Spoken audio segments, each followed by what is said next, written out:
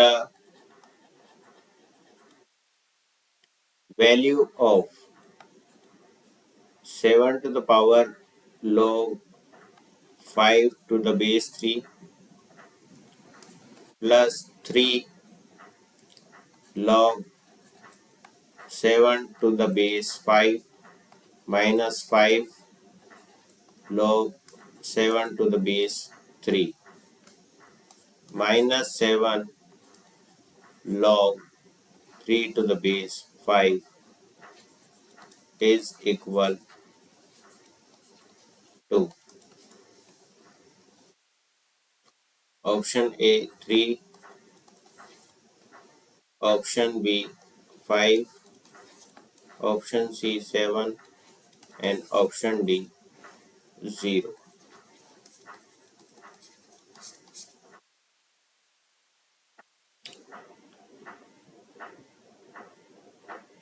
Here we know the property of logarithm.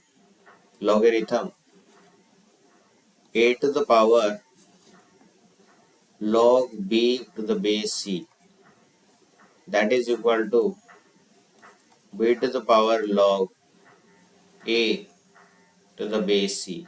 यानी कि ये A और B हम यहाँ क्या कर सकते हैं, इंटरचेंज कर सकते हैं, तो भी ये वैल्यू क्या होगी, आपस में इक्वल होगी। तो यहाँ A और B आपने क्या कर दिया, इंटरचेंज कर दिया। ठीक है, तो ये फर्स्ट टर्म तो एज इट इज रहेगी। इस टर्म को आप यहाँ पर इंटरचेंज कर लो 5 और 7 को। ठीक है, ये टर्म एज इट इज रख लो और इस टर्म में 7 और 3 को आप इंटरचेंज कर लो, तो आंसर क्या आ जाएगा आपका, ऑप्शन डी आ जाएगा, जो कि 0 होगा। ठीक है, देखो आप यहाँ पर फर्स्ट टर्म पॉजिटिव वाली एज इट इज रहने दी, log 7 to the power log 5 base 3 plus 3 log 7 to the base 5, इसको चेंज नहीं करा हमने।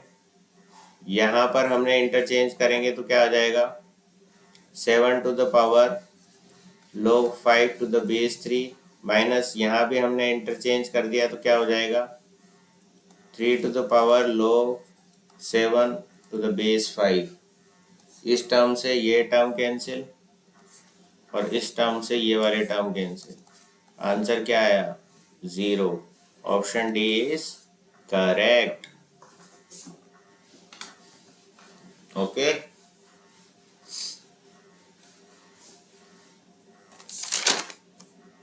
Next question.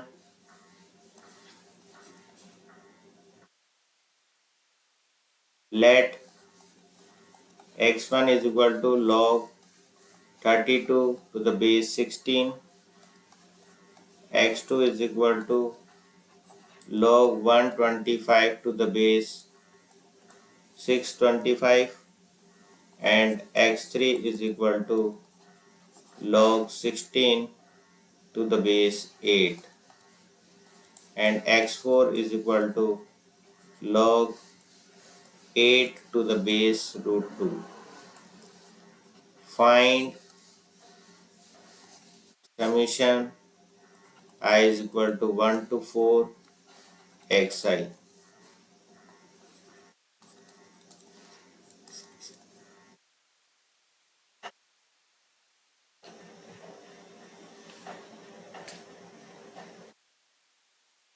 तो सबसे पहले हम x1 को ले लेते हैं। x1 आपको दे रखा है log 16 है ना, 32 log 32 टू द बेस 16 आपको दे रखा है। तो ये तो हो गया 2 टू द पावर 4, 16 को ऐसे लिख सकते हैं और इसको लिख सकते हैं 2 टू द पावर 5। तो ये क्या हो जाएगा, 5/4 log 2 टू द बेस 2, यानी कि 5/4 हो जाएगा। क्योंकि हम प्रॉपर्टी जानते हैं log m to the power की p n to the power q, ये क्या होता है, q/p log m n होता है। ठीक है, तो ये प्रॉपर्टी हमने यहाँ पर यूज में लिए। ये क्या हो जाएगा, 5/4 और ये 2 तो यहाँ पर आ जाएगा। ठीक है, आर्गुमेंट और बेस में। और एक प्रॉपर्टी और यहाँ आपको पता है कि बेस और आर्गुमेंट सेम होता है तो आंसर क्या होता है 1 होता है। तो ये दोनों प्रॉपर्टी हमने यूज करके x1 की वैल्यू फाइंड आउट कर ली सबसे पहले। तो अब हमको x2 निकालना है। x2 आपको दे रखा है log 125 टू द बेस 625, ठीक है। तो यहाँ से इसको आप लिख सकते हो log ऑफ बेस में तो आ जाएगा 5 टू द पावर 4 और ये हो जाएगा 5 टू द पावर 3, तो ये हो जाएगा 3/4 log 5 टू द बेस 5 यानी कि 3/4। सिमिलरली x3 आपको निकालना है log 16 टू द बेस 8, तो ये हो जाएगा 8 को हम लिख सकते हैं 2 टू द पावर 3 और 16 को लिख सकते हैं 2 टू द पावर 4, तो यहाँ से आ जाएगा 4/3 log 2 टू द बेस 2 यानी कि 4/3। सेम आपको निकालना है x4 की वैल्यू, ठीक है। तो ये हो गया log of 2 to the power half और ये 2 टू द पावर 3, तो 3/हाफ into log 2 the base log 2 to the base 2, तो ये आपका हो जाएगा 6, ठीक है। 6 into 1 that is equal to 6, क्योंकि ये 2 ऊपर जाके 3 से मल्टीप्लाई हो जाएगा तो 6 आ जाएगा, ठीक है। अब आपको पूछा क्या है, summation i is equal to 1 to 4 xi पूछा है। तो इसका क्या मतलब हो गया, x1 x2 x3 और x4 को आप ऐड कर दोगे, तो ये चारों वैल्यूज जो आई है आपको उनको आपको ऐड कर देना है।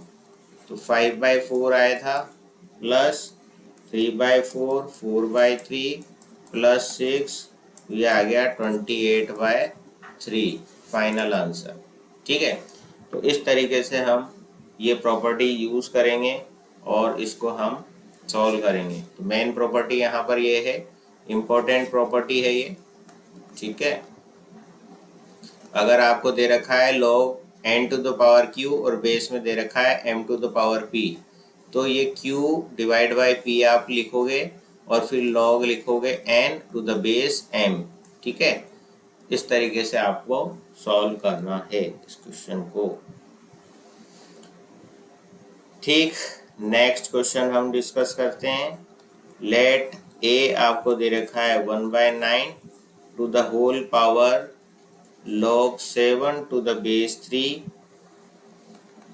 b आपको दे रखा है 2 to the power log 7 base में हाफ दे रखा है, c to the is equal to 8 to the power minus 1/log 2 to the base 3 और d आपको दे रखा है 4 to the power minus log 6 to base 2। Then find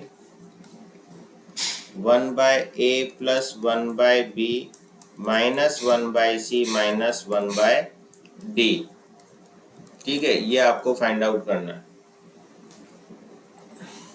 अब देखो इस 9 को आप क्या लिख सकते हो, a आप ले लो, सबसे पहले 9 को लिख सकते हैं, जैसे 1/9 है ना, तो उसको हमने लिख दिया 3 टू द पावर माइनस 2, इसकी होल पावर आ गया आपका log 7 टू द बेस 3, ठीक है। तो इसको अब हम कैसे लिख सकते हैं, क्योंकि हम जानते हैं log a to the power m क्या होता है, m log a होता है, तो इस m को ऊपर चढ़ा दिया तो ये आ गया log a to the power m, right. तो यहाँ पर हम क्या करेंगे, ये क्या दे रखा है 3 to the power minus 2 log 7 to the base 3 दिया हुआ है, तो ये -2 ऊपर आ जाएगा यहाँ पर, राइट। जैसे यहाँ m a के ऊपर आ गया था, ऐसे ही हम इस प्रॉपर्टी को यूज करेंगे। तो 3 to the power log base आपका 3 है, 7 टू द पावर -2 आ गया, ठीक है। अब एक प्रॉपर्टी और यहाँ यूज में लेंगे हम, जिससे इसका आंसर क्या आ जाएगा 7 की पावर -2 आ जाएगा। a to the power log a n अगर है तो आंसर क्या होता है आपका n होता है। अगर यहाँ log का बेस और ये बेस आपका सेम है ना, तो आंसर क्या होता है, जो आर्गुमेंट में लिखा होता है वही आंसर होता है।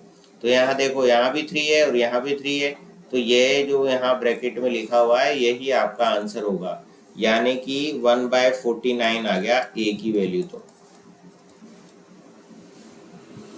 ठीक है, तो यहाँ से 1/a कितना आ जाएगा आपका, 49 आ जाएगा। ठीक है, क्योंकि यहाँ आपसे लास्ट में 1/a पूछा है ना, इसलिए हम पहले से यहाँ पे 1/a निकाल लेंगे। अब b की वैल्यू देखो आप, b की वैल्यू आपको फाइंड आउट करनी है। b की वैल्यू दे रखी है 2 log बेस में हाफ और आर्गुमेंट में आपको 7 दिया हुआ है। ठीक है, तो इसको हम कैसे लिख सकते हैं, 2 log 2 to the power -1 7 लिख सकते हैं इसको। ठीक है ना,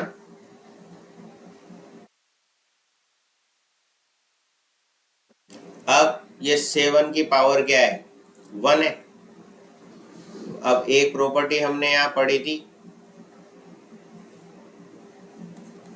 log m to the power p n to the power q अगर है तो ये क्या हो जाती है आपकी, q by p log n to the base m। तो यहाँ पर अगर ये हम अप्लाई करें तो क्या आ जाएगा,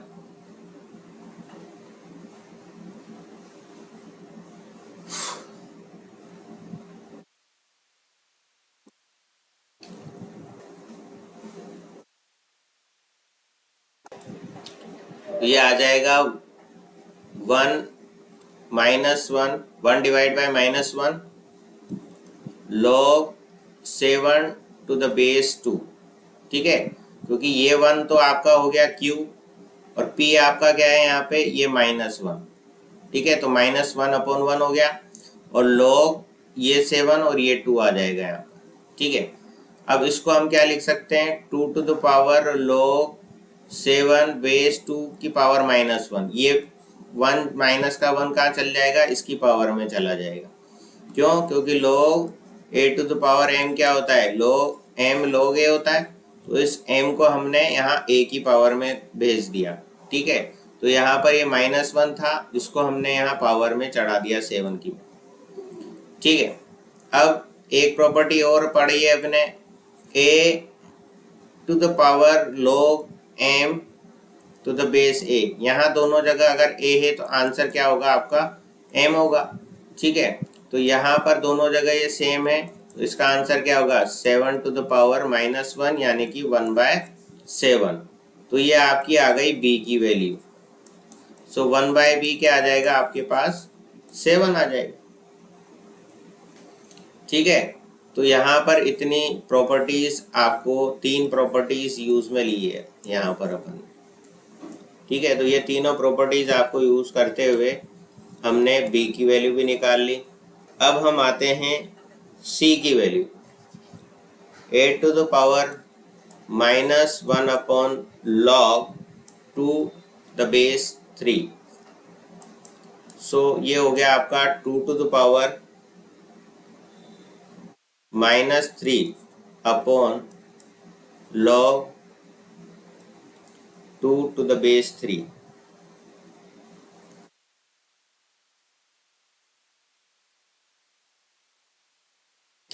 भाई 8 को हम क्या लिख सकते हैं, 2 to the power 3 लिख सकते हैं ना भाई, इसलिए हमने इसको इस तरीके से लिख दिया। अब क्या लिख रहेंगे, 2 to the power -3 log 3 to the base 2। क्योंकि एक प्रॉपर्टी हम जानते हैं 1 log ba जो होता है किसके इक्वल होता है, log a to the base b के इक्वल होता है। ठीक है, तो यहाँ बेस और आर्गुमेंट को इंटरचेंज कर देंगे तो ये ऊपर चला जाएगा आपका। ठीक है, तो रेसिप्रोकल था ये, तो फिर उसको हम इस तरीके से लिख सकते हैं। ये प्रॉपर्टी होती है, तो ये प्रॉपर्टी हमने यहाँ यूज में ली। अब ये -3 भी इसके ऊपर आ जाएगा, क्या आ जाएगा, twice of log 3 to the power -3 to the base 2। ठीक है, तो यहाँ वही log a to the power m is equal to m log a वाली प्रॉपर्टी यूज में ले ली, और सेम यहाँ पर और यहाँ पर ये वैल्यू सेम हो जाती है। तो आंसर क्या आता है, 3 to the power -3। यानी कि 1/27, सी की वैल्यू 1/c की वैल्यू 27 आ जाएगी। ठीक, अब आई बात साहब डी की। तो डी आपको यहाँ दे रखा है 4 to the power minus log 6 to the base 2। तो ये हो गया 2 to the power 2 minus log 6 to the base 2।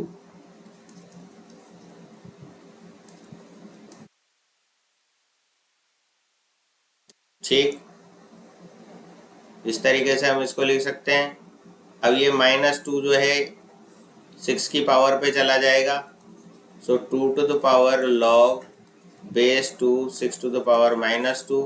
अब यहाँ दोनों जगह ये वैल्यू सेम है, तो आंसर क्या आ गया 6 की पावर -2, यानी कि 1/36, यानी कि 1/d हो गया आपका 36। अब 1/a plus 1/b minus 1/c minus 1/d आपको फाइंड आउट करना है। तो 1/a आपका था 49, 1/b था 7, फिर 1/c 27 और 1/d 36। सॉल्व किया, आंसर आया -7। ठीक है, इस तो फाइनल आंसर आ गया -7। Like share and subscribe our channel.